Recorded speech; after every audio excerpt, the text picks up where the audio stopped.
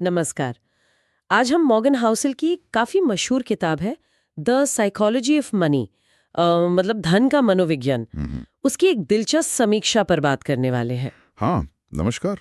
और ये समीक्षा काफ़ी अहम है क्योंकि ये बताती है कि किताब कैसे सिर्फ नंबरों और चार्ट से आगे जाती है।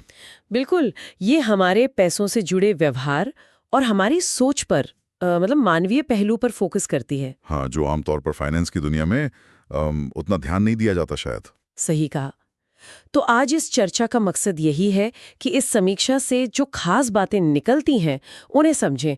खास तौर पे ये कि भाई पैसे के मामले में कामयाबी जो है वो सिर्फ हमारी स्मार्टनेस या प्लानिंग पर नहीं, बल्कि काफी हद तक हमारे व्यवहार पर, हमारे तौर तरीकों पर कैसे निर्भर करती है। बिल्कुल, समीक्षा इस बात पर जोर देती है कि देखिए पैसा कमाना एक बात है ना?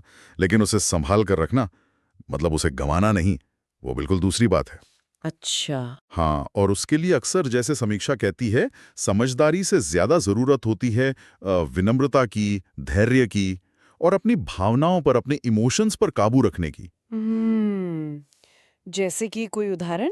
जैसे मान लीजिए बाजार एकदम से गिर गया, तो उस वक्त डर कर सब कुछ बेच ना देना, वो एक तरह का भावनात्मक नियंत्रण है, धैर्य है। हाँ, ये बात तो है। समीक्षा में एक लाइन है जो मुझे बहुत अच्छी लगी। पैसे के साथ आप कितना अच्छा करते हैं, इसका लेना देना इस बात से कम है कि आप कितने स्मार्ट हैं, और इस बात से ज्यादा है कि आप व्यवहार कैसे करते हैं। ये तो सच में पूरी सोच ही बदल देती है। सही कहा। बिल्कुल। क्योंकि आम धारणा तो यही है कि भाई जितना ज्यादा ज्ञान होगा उतना ज्यादा पैसा बनेगा। हाँ। लेकिन समीक्षा बताती है कि हाउसल की किताब यही साबित करने के लिए मुश्किल फाइनेंशियल शब्दावली, मतलब जार्गन के बजाय सरल रोजमर्रा की जिंदगी से जुड़ी कहानियों का इस्तेमाल करती है। अच्छा, तो कहानियों का इस्तेमाल, हाँ, और शायद इसीलिए ये उन लोगों को भी समझ आती है और पसंद आती है जो निवेश की दुनिया में शायद नए हैं, और उनको भी जो सालों से इसमें हैं। ये स्प्रेडशीट से ज्यादा मनोविज्ञान को अहम मानती है। तो ये कहानियों वाला अंदाज है, इसी वजह से ये इतने असरदार है। हाँ, काफी हद तक वो क्या है ना, कहानियां हमें सीधे इमोशनल लेवल पर कनेक्ट करती हैं।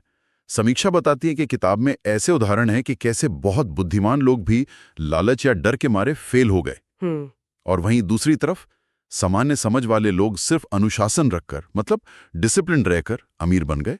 ये दिखाता है कि लंबे समय में आपका बर्ताव शायद आपकी इंटेलिजेंस से ज्यादा मायने रखता है। ये बात तो है। आपने विनम्रता का भी जिक्र किया था।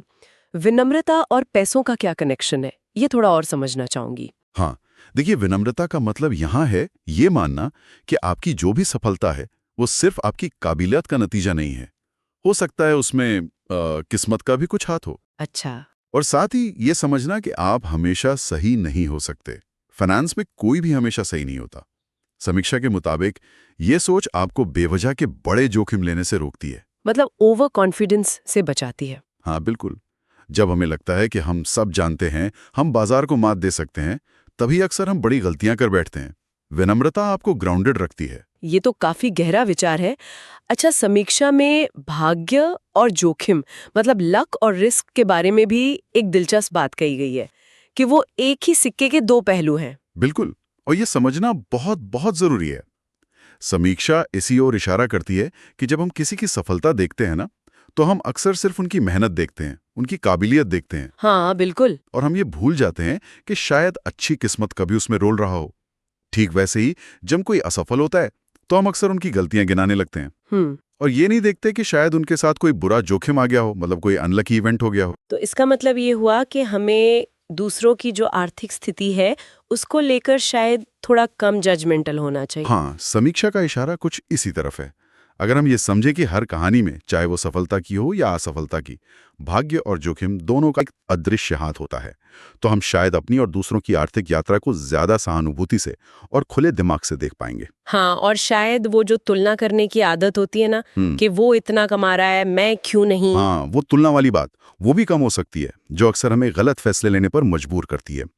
ये सोच उन सब के लिए काफी फायदेमंद हो सकती है जो अपनी वित्तीय मानसिकता सुधारना चाहते हैं, चाहे वो बचत कर रहे हों या निवेश। तो कुल मिलाकर इस समीक्षा से जो बात उभर कर आ रही है वो ये है कि हमारी आर्थिक भलाई, हमारी फाइनेंशियल वेलबींग का ताल्लुक हमारे मनोवैज्ञानिक लक्षणों, हमारी आदतों से कहीं ज्यादा गहरा है जितना हम शायद पारंपरिक तौर पर सोचते आए हैं।